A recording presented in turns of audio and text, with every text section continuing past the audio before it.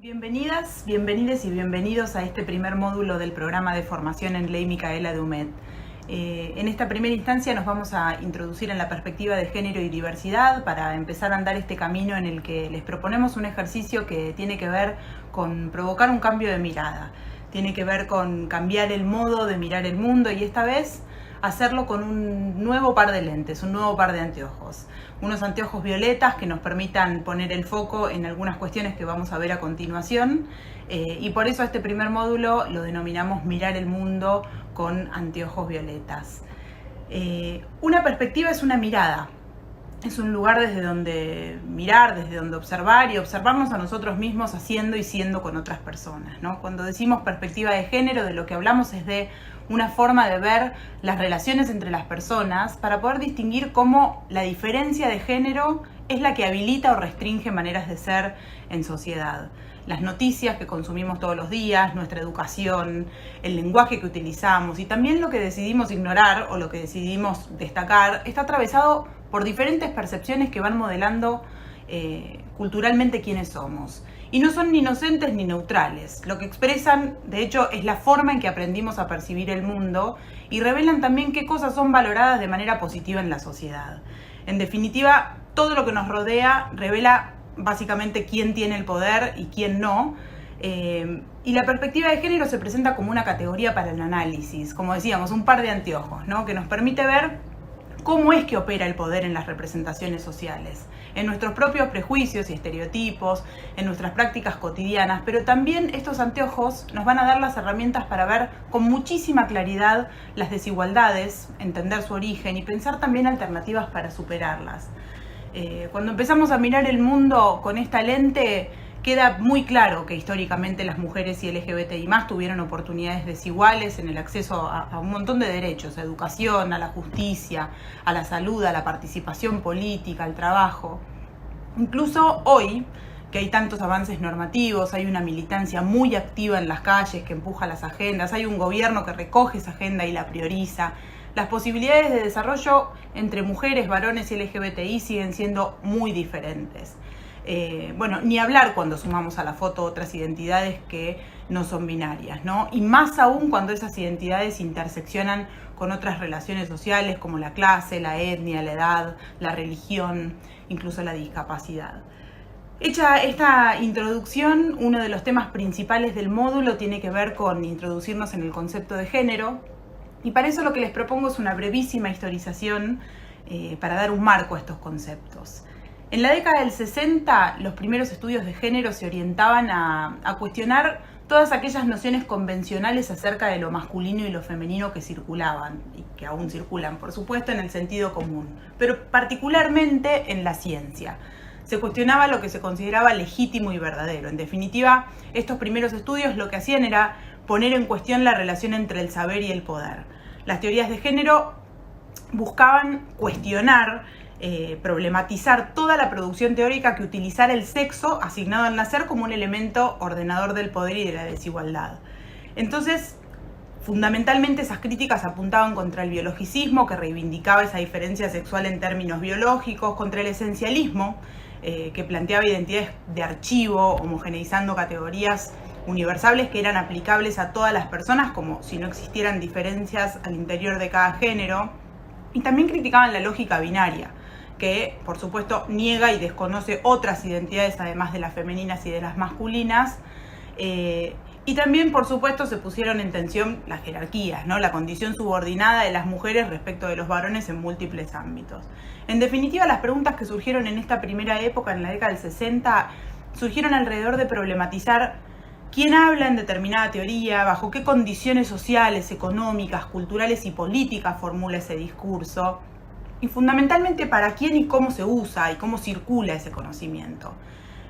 Sobre todo, y para poder seguir adelante con otros temas del módulo, lo que les sugiero es leer el texto de Gloria Bonder, que está incluido en la bibliografía, Género y Subjetividad, avatares de una relación no evidente, que seguramente allí puedan explayarse más con estos temas. A partir de esta nueva categoría teórica se empezaron a construir un montón de conceptualizaciones en torno al género. En términos generales, lo que es importante resaltar sobre el género es que es un concepto muy dinámico, flexible y que está en constante transformación. porque muchas y muchas autoras y autores lo definen de maneras diferentes y de hecho también es un concepto muy criticado. Pero en líneas generales se trata de una categoría que se impulsó para referir a los comportamientos y aquellos atributos que la sociedad considera esperables y deseables de las personas, de acuerdo con el sexo que se le asigna al nacer a esas personas, y se basa en un orden binario. Si tiene vagina es mujer, con todas las características que se le asignan a esa categoría, y si tiene pene es varón, con todos sus atributos universales a cuestas. De esta manera, el género define y regula una serie de rasgos establecidos, ¿no? Para varones y para mujeres, que son adquiridos en un proceso de socialización, al inicio en la familia, en la escuela, en la universidad, en todos los ámbitos que se reproducen las relaciones sociales. Y engloba discursos, saberes, formas de hacer y, bueno, por supuesto, relaciones de poder que van configurando esta manera de mirar el mundo, que van configurando también cómo concebimos a los demás y cómo nos percibimos a nosotros mismos y a las diferencias socioeconómicas, culturales, políticas, entre todos, ¿no? Por supuesto, en cada contexto determinado. Entonces, lo que podemos decir sobre el género es que es un concepto jerárquico, porque evidencia relaciones desiguales de poder, que es un concepto relacional, porque se refiere a las relaciones que construyen socialmente las personas, que se construyen entre los géneros, que es dinámico o es plástico, porque es performativo, porque se construye cotidianamente a través de distintas acciones performáticas, ya lo vamos a ver, y que también es institucional, porque se sostiene y reproduce por las instituciones, sin dudas, ¿no? La familia, la escuela, como decíamos recién, el Estado, bueno, ni hablar la religión. Y también es interseccional, porque se expresa de manera diferente al ser atravesado por categorías como la clase social, la etnia, la edad, la orientación sexual, la discapacidad, como decíamos hoy.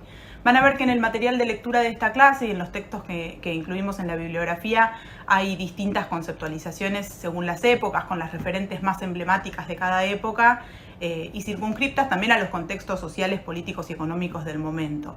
De hecho, el feminismo es caracterizado en olas, ¿no? Que van marcando el ritmo de las discusiones teóricas, pero también el modo en que se fueron articulando las demandas en las diferentes etapas.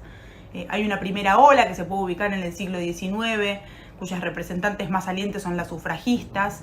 Esta es una etapa que se identifica mucho con las demandas por la inclusión de las mujeres en los derechos políticos, económicos y educativos, y que tiene como hito fundamental la conquista del derecho al voto femenino.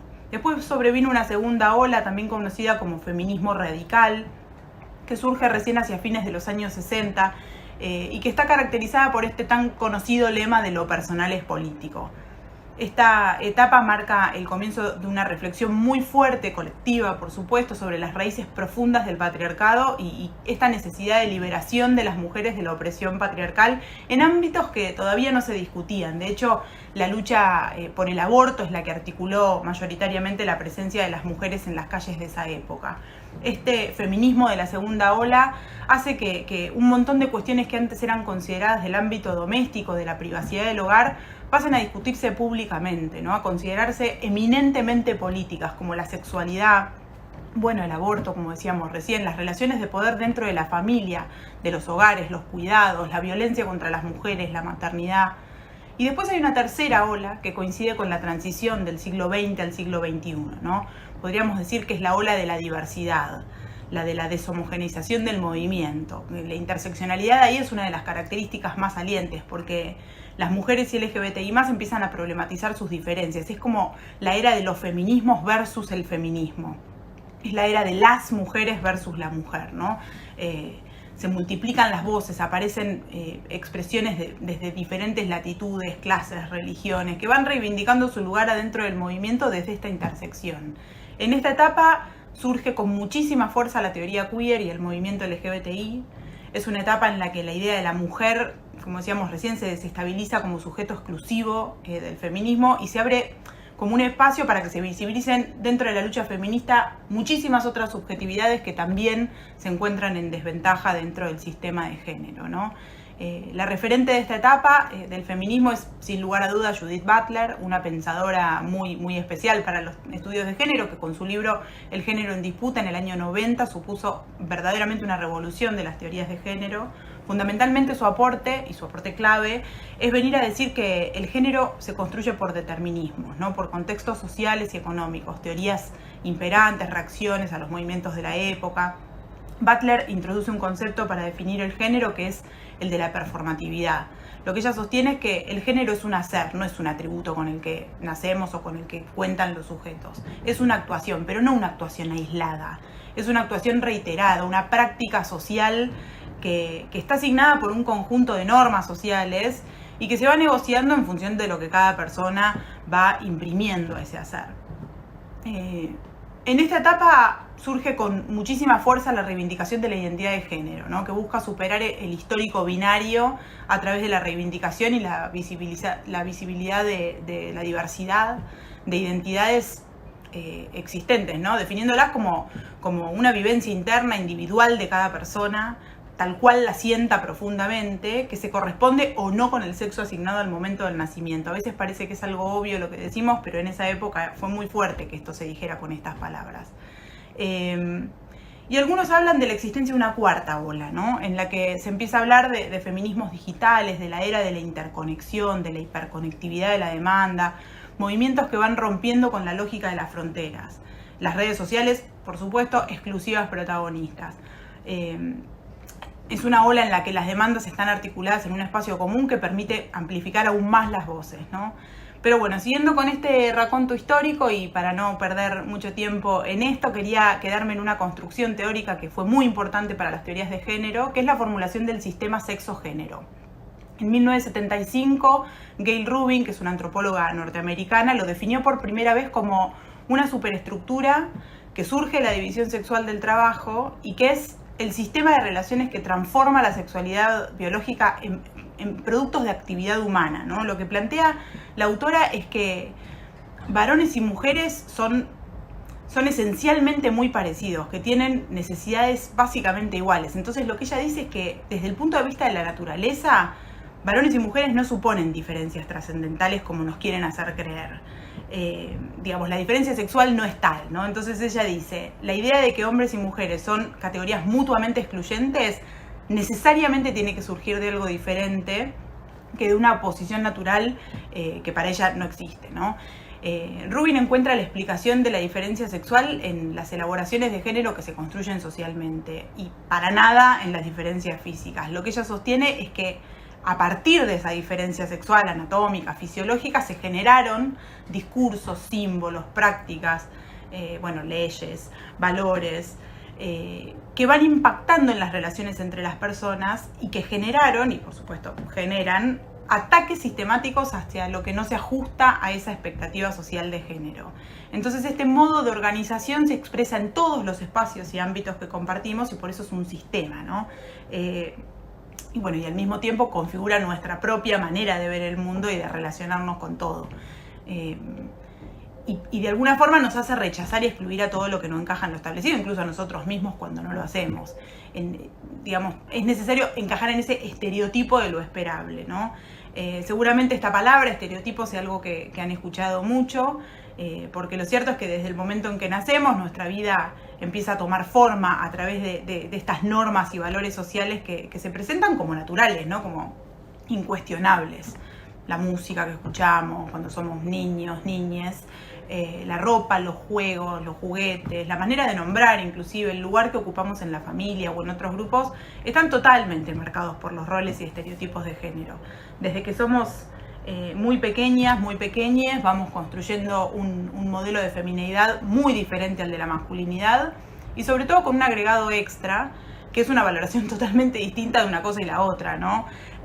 Los estereotipos de género son una serie de imágenes, de representaciones, de ideas generalizadas y que aceptamos socialmente y que correrse también supone un costo altísimo, es una violación a una norma social muy aceptada, porque se establecen parámetros esperables y deseables entre los géneros y también se marcan límites. Si sos varón ni se te cruce llorar y si sos mujer ni se te ocurra querer ocupar un puesto alto en una empresa porque eso no se espera de vos y no es para vos. La trampa, como yo decía antes, es que lo que se espera de nosotras, de las mujeres o de las LGBTI, tiene un valor socialmente menor de lo que se espera de los varones, ¿no? Entonces a los varones se les atribuyen roles productivos que se relacionan con actividades y funciones en el ámbito público, que generan dinero, ganancia, prestigio, rentabilidad, y a las mujeres se nos asignan roles reproductivos que están estrechamente vinculados al afecto, a la crianza, a la educación, al cuidado, todos roles que están bárbaros, pero que son menores, por supuesto menos valorados socialmente y que se pagan menos. A partir de estos estereotipos, lo que se hace es evaluarnos toda la vida, los demás y nosotros mismos. Y reproducirlos tiene consecuencias realmente nefastas, porque implica un acceso diferenciado a derechos, porque si de un varón se espera que sea el CEO de una multinacional y de una mujer se espera que cocine y que lave la ropa, es difícil que nos sorprendamos cuando las mujeres engrosamos las líneas de la pobreza, ¿no?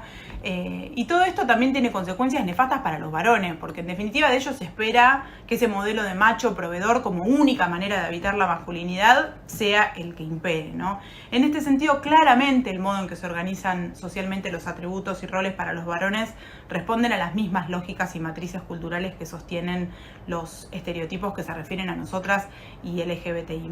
Por eso de los varones también se esperan actitudes, prácticas y conductas que responden a un patrón preestablecido, una identidad de archivo. Y que se construye también en oposición a la categoría de mujer, ¿no? Todo lo que no es varón es mujer y no admite ni corrimientos ni situaciones intermedias. La masculinidad hegemónica es una sola y se valida consigo mismo y con los demás de manera constante y necesita reafirmarse todo el tiempo en esa validación. El trabajo para construir masculinidades que logren romper ese molde es fundamental para poder elevar los estándares de igualdad. Así como hay múltiples maneras de habitar el género femenino y LGBTI, también las hay del masculino. Internalizar esto también nos hace avanzar en libertad y sobre todo nos hace atacar el corazón de las violencias, que tiene muchísimo que ver con esa revalidación del varón que domina. Este tema lo pueden profundizar con una lectura que también les acercamos en la bibliografía, que es la de Robert Connell, que se llama La Organización Social de la Masculinidad. Pero bueno, el punto es pensar cómo revertir esta situación, porque lo cierto es que a nadie le resulta cómodo cuestionar sus propios privilegios y menos reconocer la propia vulnerabilidad. Porque a un varón que se le habilita lo público con la seguridad de que no va a ser acosado o que corre una ventaja implícita frente a una mujer para obtener un puesto de laburo, o mismo a una mujer a la que toda la vida le hicieron creer que el rol que cumple era lo que correspondía, no le resulta nada fácil ponerse estos anteojos violetas de los que los venimos hablando, ¿no? Sobreviene siempre como Elilla fue, siempre fue así, ¿no? Pero el punto es que siempre haya sido así. La pregunta es, ¿justifica que continúe siendo de esta manera? Por eso estamos acá, ¿no? De eso se trata estar acá, de encontrar esta manera de pensar otros mundos y esta respuesta de manera colectiva. Otro de los puntos importantes del módulo es el que aborda la situación del poder y del patriarcado. Sobre lo primero, sobre el poder, ya venimos conversando bastante. Es en definitiva una categoría política y es la categoría que sostiene todo lo que presentamos hasta ahora. Y el patriarcado es un concepto que surge a partir del libro Política Sexual de la profesora y activista Kate Millett del año 1970. Y en este libro la autora lo que explica es que el patriarcado es esencialmente una forma de organización social, que crea y que sostiene un sistema en el que los varones tienen más poder y privilegios que las mujeres, eso de base. Y lo que suma es que también es una ideología, ¿no? Es un sistema de ideas y de creencias que legitiman y mantienen esta situación. Millett sostiene que el sexo es una categoría social que está impregnada de política. Esto seguramente lo puedan profundizar con las lecturas que complementan la clase, pero ella introduce el concepto de política sexual, por lo que ella busca problematizar la relación que hay entre sexo y política, entendiendo la política como un conjunto de estructuras de poder que se ejerce cuando un grupo de personas controla a otro, ¿no? Entonces infiere que el patriarcado es una de esas estructuras por medio de la cual los varones dominan a las mujeres porque tienen el manejo de todas las vías de ese poder. Y agrega que la unidad fundamental del patriarcado es la familia, porque tiene un rol esencialmente clave en la socialización temprana y diferencial de niños y niñas. Y sostiene que esto reproduce un rol de las mujeres en un estado de subordinación, ¿no? El patriarcado se actualiza permanentemente, ¿no? En los discursos, en las prácticas sociales, porque a medida que se lo va rebatiendo siempre va encontrando nuevas maneras de reinventarse y de hacer sentido. Desde los argumentos vinculados al peso del cerebro de hace mucho, que fueron cayendo, bueno, básicamente por su propio peso, hasta las teorías de crianza con apego. Siempre hay diferentes maneras en las que el sistema va encontrando la manera para subordinar a las mujeres y, bueno, ni hablar a las LGBTI+. El patriarcado funciona con otros dispositivos, ¿no? De poder que le dan forma y que a su vez son su condición de posibilidad. Uno de esos dispositivos es el androcentrismo, que tiene que ver con poner al varón cis, por supuesto, como punto de partida y como medida de todas las cosas. todo lo que nos rodea se construye desde la mirada de los varones cis, ¿no? Yo siempre pongo el mismo ejemplo, pero me resulta muy paradigmático, que es la canasta básica de alimentos a partir de la cual se mide la pobreza en nuestro país. Esta canasta toma como referencia al sujeto que se conoce como adulto equivalente para determinar las necesidades de todas las personas de la sociedad. Y las mujeres somos un porcentaje de ese adulto equivalente para determinar nuestras propias necesidades. Y ese adulto es un varón que no menstrua, que no se embaraza, que no tiene ni por asomo las mismas necesidades nutricionales que otras personas, ¿no? Por eso también es bien claro, ¿no?, que el mundo se va construyendo desde las miradas de los varones cis y el conocimiento se construye de esa manera. Otro ejemplo que a mí me gusta poner es cómo se construye conocimiento en la medicina tradicional. Por ejemplo, en los síntomas de algunas enfermedades. Escuchamos siempre que los infartos, bueno, te tiene que doler el brazo izquierdo, y esos son síntomas que le tienen que aparecer a los varones, y las mujeres ni sabemos eso. Entonces se suelen diagnosticar enfermedades, o por lo menos generar prevención de esas enfermedades, contemplando síntomas que aparecen en los cuerpos de los varones y que las mujeres no tenemos ni idea que es así. Y también el androcentrismo está presente en el lenguaje, ¿no? El genérico masculino que se impone como regla gramatical para nombrar a todas las personas, como dice la RAE, porque resulta suficiente con el genérico masculino, cuando en realidad lo que hay ahí es una invisibilización mega flagrante de mujeres y LGBTI+, ¿no? El androcentrismo tiene un accionar muy potente y logra borrar a las mujeres y LGBTI del relato de la historia de un plumazo. En los manuales escolares no hay mujeres de la revolución, estamos afuera de los relatos más importantes de la producción de conocimiento. Rara vez hay mujeres autoras, bueno, ahora cada vez más, pero antes era así. Y junto con el androcentrismo hay otro dispositivo clave que es el sexismo. Hay un libro muy bueno de Rebecca Solnit que se llama Los hombres me explican cosas. La autora ahí pone la atención en una de las formas en las que opera el androcentrismo y el sexismo, colocando al varón en ese lugar del saber y de la producción del conocimiento, y a la mujer como alguien a quien hay que educar, ¿no? A quien hay que explicarle porque no entiende nada. Por eso ella dice que los hombres nos explican cosas y que de alguna manera al hacerlo lo que están haciendo es indicarnos que córranse, este no es su mundo, ¿no? Y que ni se nos ocurra pensar o expresar lo que pensamos. El sexismo es otro partícipe necesario del patriarcado y se sostiene en una idea que es bastante nefasta, que existe un sexo superior, que es el del varón, y otros inferiores, que son los de las mujeres y LGBTI. Por eso todo lo que digamos, produzcamos, pensemos, siempre va a ser desvalorizado o minimizado. Y por último, la misoginia, que es el concepto que completa este tablero que sostiene al patriarcado, que es este desprecio, rechazo de los varones hacia las mujeres o identidades feminizadas, y todas aquellas personas que no se identifican con los estereotipos masculinos. Se sustenta también en esta supuesta inferioridad biológica, porque supone que las mujeres somos físicamente más débiles, sensibles, vulnerables y que no tenemos fuerza física. Pero también supone que hay una inferioridad moral, porque se supone que todas las mujeres somos provocadoras que llevamos por el mal camino a los varones, y también una inferioridad intelectual, porque en definitiva las mujeres no somos cultas, sino más bien todo lo contrario, ¿no? Estas son todas ideas que parecen raras, anacrónicas, o que podríamos decir, bueno, no, pero todo esto está cambiando bastante. Pero lo cierto es que siguen configurando muchas prácticas sociales y se usan con muchísima frecuencia para justificar la restricción en el acceso a derechos de muchos grupos, ¿no? Pero también para legitimar las violencias más extremas, que son los femicidios, los travesticidios y los transfemicidios. Y ya entrando en uno de los puntos finales de este primer módulo, en el que introdujimos muchos conceptos clave sobre la teoría de género, quería detenerme en uno que es clave para comprender cómo funcionan las dinámicas sociales y los dispositivos de poder sobre los géneros, que es el de la heteronormatividad. Porque hasta acá hablamos de lo que significa ser mujeres y ser varones, pero pensar el género también tiene que ver con pensar las normas que lo rigen, ¿no? Y en este sentido, la propuesta es poder ver la heteronormatividad no solamente como el mandato de la heterosexualidad, sino también como una orientación, no solamente como una orientación sexual hegemónica, sino también como una estructura social y relacional que se deriva de la heterosexualidad y que en definitiva determina todas las configuraciones sociales y culturales, que es la presunción de que todas las personas tienen esta orientación sexual.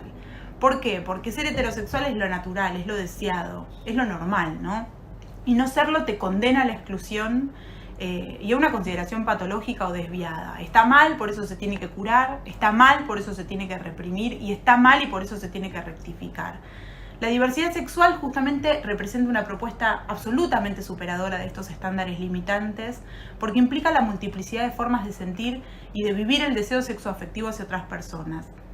A lo largo del tiempo la diversidad sexual fue adquiriendo distintas formas de ser nombrada, ¿no? Gays, lesbianas, bisexual, pansexual, demisexual, asexual, entre muchas otras que están en constante evolución y justamente evolucionan y se sigue avanzando con la idea de evitar hacer encajar los procesos personales en estándares de normalidad que sin duda siempre se traducen en diferentes formas de violencia. Básicamente lo que propone la diversidad sexual es habitar el mundo de una manera profundamente más libre. Bueno, con estos últimos conceptos llegamos al final de este primer módulo que se complementa con las lecturas que les